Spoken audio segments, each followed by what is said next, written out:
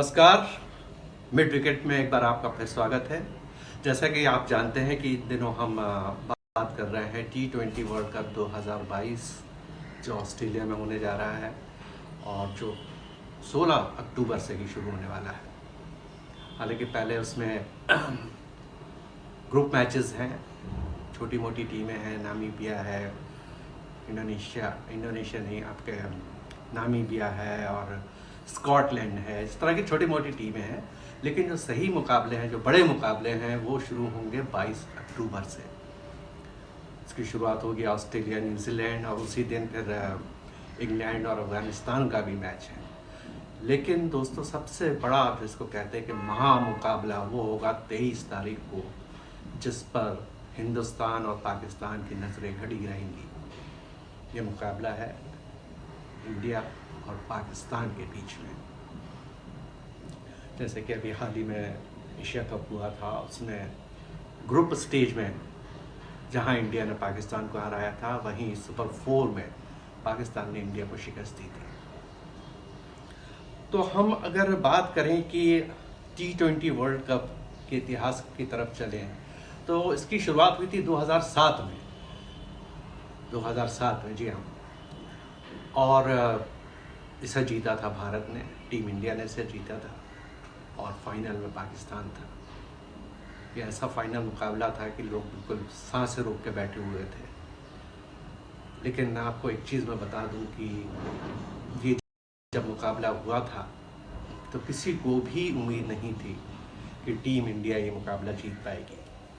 और इसकी वजह ये थी कि हमारी टीम में, जिसके कप्तान धोनी थे, इस टीम में सचिन, सौरव गांगुली, राहुल द्रविड़ और एक आपने नाम शायद और भूल भी रहा हूँ कि इनकी तरह क्या, हाँ, अनिल कुंबले जैसे खिलाड़ी, ये लोग नहीं थे। इन्होंने किसी वजह से इसमें खेलना मुनासिब नहीं समझा था। और तब T20 इतना पॉपुलर भी नहीं हुआ था, नई फॉर्मेट शुरू हुआ था, तो ये उसमें नहीं खेले थे। तो ऐसे में धोनी के पास बड़ी यंग टीम थी, बहुत यंग टीम थी, बहुत ज़्यादा अनुभव था नहीं, स्टार्स थे नहीं, जैसे कि सचिन और द्रविड़ और गांगुली और आपके कुंबले जैसे ये स्टार हुआ करते थे, ऐसे कोई स्टार थे नहीं वहाँ पर।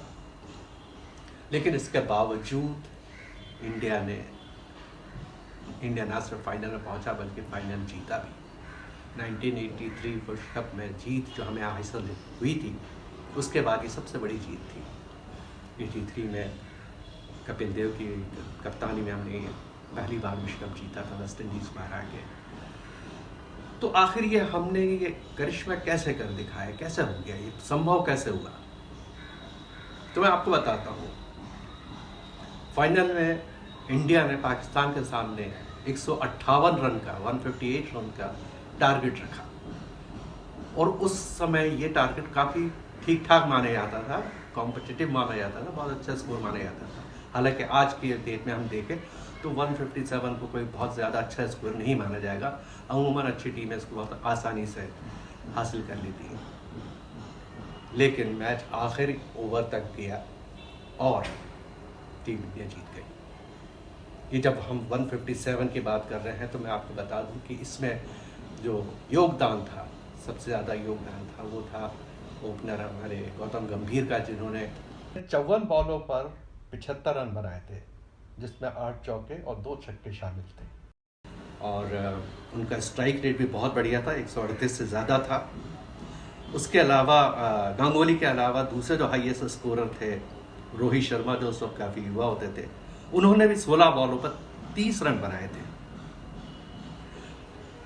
और जब पाकिस्तान चेज करने उतरी तो लगा कि मामला हाथ से जा चुका है। काफ़ी रोमांचक हो गया था मैच, 9 विकेट हमने निकाल लिए थे, लेकिन मिसबाह-उल हक वहाँ पर खड़े हुए थे और लग रहा था कि मैच निकाल लिया जाएगा। आखिरी ओवर, 20वां ओवर, धोनी ने जोगिंदर शर्मा जैसे एक ऐसे बॉलर को दिया जिनका कोई ऐसा कोई ख़ास नाम नहीं था और उनका करियर भी बहुत लंबा चला नहीं। जब उनको ये ओवर दिया गया तो सबकी सांसें रुकी हुई थी कि मालूम नहीं क्या करेंगे, मिसबाह-उल हक इसका क्या हश्र कर देंगे और एक मैच लगता हाथ से गया। लेकिन जोगिंदर ने शानदार गेंदबाजी की और अपने चौथे ओवर की तीसरी बॉल पे ही मिसबाह को चलता किया और इस तरह से भारत ने वो मैच जीत दिया। आपको मैं यहाँ ये बताना चाहूँ कि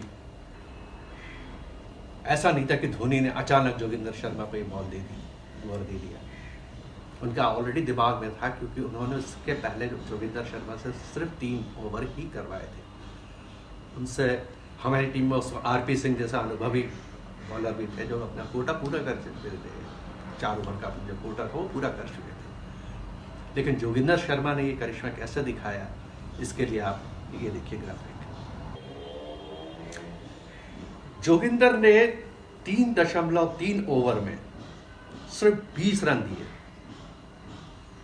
सिर्फ 20 रन। आप सोच सकते हैं कि महज 20 रन देके 2 विकेट लिए और उनका इकोनॉमी रेट था महज 4 रन, यानी उन्होंने प्रति ओवर सिर्फ 4 रन दिए थे।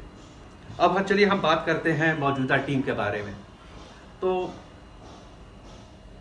मौजूदा टीम में हमारे यहाँ स्टार्स की भरमार है। वहाँ पर रोहित शर्मा है, वहाँ पर विराट कोहली है, वहाँ पर आपके हार्दिक पांड्या हैं, वहाँ पर ऋषभ पंत हैं, और अभी अभी जो बहुत बड़े स्टार बन के उभर कर आ रहे हैं सूर्य कुमार यादव हैं। और थोड़ी बॉलिंग हमें वीक दिखती है, क्योंकि अभी हाल ही में एशिया कप में जो सबसे ज़्यादा एक्सपीरियंस बॉलर हमारे भुवनेश्वर कुमार हैं, जो कि डेथ ओवर के स्पेशलिस्ट माने जाते हैं, उनका काफ़ी ख़राब रहा, उनकी वजह से मैच हम हारे भी उनकी वजह से मैच, वो हैं। तो ऐसे में हमें देखना पड़ेगा कि, और हाँ, यहाँ पर एक महत्वपूर्ण बात और ये भी है कि हमारी टीम में इस वक्त जसप्रीत बुमराह नहीं है, जो इस वक्त विश्व के सबसे बड़े गेंदबाजों में जिनका शुमार होता है, वो नहीं है, क्योंकि एशिया कप में वो घायल हो गए थे और उनको रूल आउट कर दिया गया कि वो नहीं खेल पाएंगे। अब बात हो रही है कि शायद मोहम्मद शमी को इसमें शामिल किया जाएगा। मोहम्मद शमी को वैसे तो स्टैंड बाई में रखा हुआ है, और एशिया कप में भी उन्हें जब नहीं खिलाया गया तो काफ़ी आलोचना हुई थी कि जैसे अनुभवी बल्ले गेंदबाज को क्यों नहीं रखा गया टीम में। बहरहाल बात जैसे कि खबरें आ रही हैं, जो सोर्सेज बता रहे हैं, उनके अनुसार शायद रिप्लेसमेंट की दौड़ में सबसे आगे मोहम्मद शमी है, और हो सकता है कि उनको ऑस्ट्रेलिया भेजा जाए। लेकिन अभी चूँकि काफ़ी टाइम से वो खेले भी नहीं है, तो उन्हें सबसे पहले अपना फिटनेस साबित करना पड़ेगा कि कितने फिट है वो। बहरहाल बताएगा कि क्या होता है और क्या नहीं होता है, कौन जाता है कौन नहीं जाता है। अब अगर हम बात ये करें कि आखिर टीम इंडिया जो 2007 की टीम इंडिया थी, उससे ये जो मौजूदा टीम इंडिया है, उससे वो क्या सबक क्या ले सकती है, ऐसी वो क्या चीज़ है जो उस टीम ने कर दिखाया जिसके पास कोई स्टार्स नहीं थे बड़े, और जो ये लोग ये टीम जो उसमें स्टार्स की भरमार है वो कर सकते हैं। तो उसमें कुछ 2-3 चीज़ें हैं जो जिस पर हमें गौर करना पड़ेगा। पहली तो सबसे महत्वपूर्ण बात है वो ये है कि हमारी टूर्नामेंट हो रहा है ऑस्ट्रेलिया में, और ऑस्ट्रेलिया का मतलब है कि वहाँ पर बड़े बाउंसी ट्रैक होते हैं, बहुत बाउंसी ट्रैक होते हैं, फास्ट भी होते हैं और बाउंसी भी होते हैं, बहुत उछाल होता है। तो अमूमन जो हमारे भारतीय खिलाड़ी हैं, हम देखेंगे कि हमारी इंडियन पिचेस जो होती है बड़ी फ्लैट सी भी होती है, स्लो भी होती है, उसमें बाउंस ज़्यादा नहीं होता, और इसलिए आप अमूमन देखेंगे जो हमारे बैट्समैन हैं स्क्वायर ऑफ द विकेट, मतलब लेग साइड उनके शॉट्स बड़े अच्छे होते हैं, बड़ा अच्छा खेलते हैं वहाँ पर, जो ऑस्ट्रेलिया में संभव नहीं हो पाया, क्योंकि ऑस्ट्रेलिया में आप मान के चलिए कि आप लगभग जो तेज़ गेंदबाज हैं वो उनकी बॉल कमर और कमर से थोड़ी ऊपर ही आएगी वहाँ पर, तो उसमें इतना आसान ना सिर्फ ऊपर आएगी बल्कि बहुत तेज़ गति से भी आएगी, तो उसको आप कैसे नेगोशिएट करेंगे, ये एक महत्वपूर्ण बात है। दूसरी चीज़, अगर हम अभी हम बल्लेबाजों की ही बात कर रहे हैं, तो अब जैसे मैं बताऊं आपको कि ऑस्ट्रेलिया के जो ग्राउंड्स हैं वो बहुत बड़े बड़े ग्राउंड होते हैं, बाउंड्री बहुत दूर होती है। ऐसे में हमें देखना पड़ेगा कि सूर्य कुमार यादव जो हैं लंबे लंबे शॉट्स लगाते हैं, हार्दिक पांड्या हैं वो भी लगाते हैं, रोहित शर्मा हैं वो भी लगाते हैं इसी तरह के शॉट। तो उनको ये सोचना पड़ेगा, उनको इस बात पर ख़ास ध्यान देना पड़ेगा कि क्या लंबा शॉट लगा के आप 6 रन के चक्कर में अपना विकेट गंवाना चाहेंगे, या बॉल को नीचे रख के आप 4 रन की कोशिश करके स्कोर को आगे बढ़ाएंगे, ये एक सबसे महत्वपूर्ण बात है। और अगर मैं सूर्य कुमार यादव की बात करूँ तो सूर्य कुमार यादव का बिहारी में हमने देखा कि उनका लेग साइड बहुत ही स्ट्रांग है, बहुत स्ट्रांग है, और फ्लिक से भी वो 6 बाउंड्री के पार बॉल को पहुँचा देते, जो कि ऑस्ट्रेलिया में इतना आसान नहीं होने वाला है, जिस पर हमें ध्यान देना होगा। आमतौर पर क्रिकेट के जो कोच हैं वो ये कहते हैं कि अगर आप बॉल को नीचे रख के खेलते हैं, ज़मीन पे खेलते हैं, तो आपको दूसरा मौका मिलता है कि आप 6 बना सकते हैं, आप 4 बना सकते हैं। लेकिन अगर आपने ऊंचा खेला तो हो सकता है वो एक शॉट आपकी इनिंग का खात्मा कर दे, ना सिर्फ आपकी इनिंग का खात्मा करे बल्कि आपकी टीम को भी डुबो सकता है। इस बात को बहुत ध्यान में रखना होगा।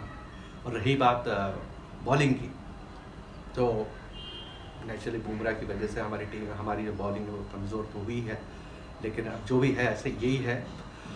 तो ऐसे में एक तरफ तो हार्दिक पांड्या पर बहुत ज़्यादा जिम्मेदारी हो जाएगी। भुवनेश्वर कुमार तो खैर हैं वहाँ पे, होपफुली शमी अगर वहाँ पर आ जाते हैं तो हमारा बॉलिंग अटैक और अच्छा हो जाएगा। और आपके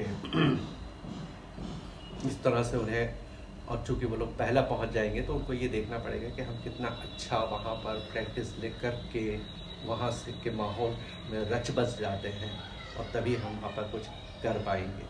और सबसे बड़ी बात है, जो मैंने कहा कि 2007 से हमें क्या सबक लेना चाहिए, उस इतिहास से हमें क्या सबक लेना चाहिए, तो मैं ये कहना चाहूँगा कि जीत की भूख होना चाहिए। जब तक आपके अंदर जीत की भूख नहीं होगी, आपकी कितनी टीम अच्छी हो, आप कभी नहीं जीत पाएंगे। आज के लिए बस इतना ही, इजाज़त।